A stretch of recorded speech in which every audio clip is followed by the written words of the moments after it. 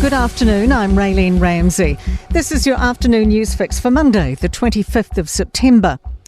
Chris Hipkins is warning of holes in the opposition's plan to cut emissions as Labour launches its first ever climate manifesto. Labour's plan includes reforming the emissions trading scheme and creating a minister to oversee our move to a low emissions economy. It's while the party claims National would wind back climate action. Nationals responded by pointing to its electrification policy. But Energy Minister Megan Woods says this isn't a decarbonisation plan. We already have up to 90% renewable electricity. What the National Party are walking away from is how it is that we work with industry to move them off burning fossil fuels. The opposition leader doesn't want any complacency around National's party vote this election. Chris Luxon's confirmed he would work with New Zealand First post-election if absolutely necessary, but his preference is still a National ACT coalition. He says the move to make a call on Winston Peters wasn't prompted by supporters asking for it. If anything, I think I've had people coming up to us and saying this is a done deal and that they think we are going to win. I'm trying to say very clearly, I actually think this is going to be a very, very tight election, as all MMP elections are. A health and nutrition expert says allowing advertisers to self-regulate won't minimise harm to children. The Advertising Standards Authority's new guidelines, currently out for consultation, set stricter rules for marketing junk food to children.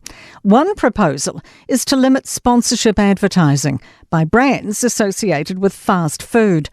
But Auckland University's Professor Boyd Swinburne says it doesn't work. On average, kids see about 27 ads for junk food every day, and so what the ASA is doing is not preventing that exposure. The threat of bankruptcy looms for the directors of the failed Mainzeal Construction Group. The Supreme Court's ordered $40 million in compensation, plus just over $20 million in interest to be paid.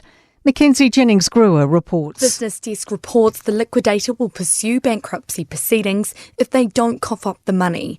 Mainzeal principal Richard Yan has been found the most culpable of the four and on the hook for the full amount.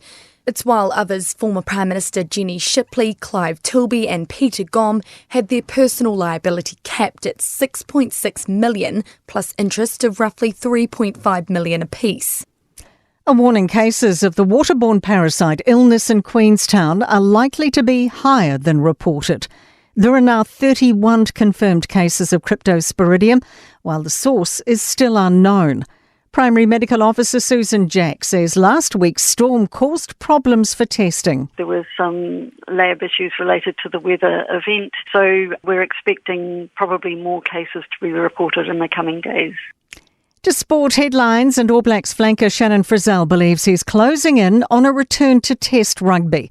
Frizzell says his hamstring injury is coming right ahead of this Saturday's crucial Rugby World Cup clash against Italy.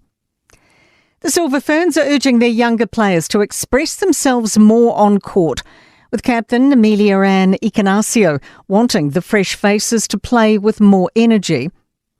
And United States footballing legend Megan Rapinoe has retired from international play, enjoying a farewell 2-0 win over South Africa. I'm Raylene Ramsey. That is your latest news fix. We'll be back with the next update tomorrow morning from the Newstalk ZB newsroom.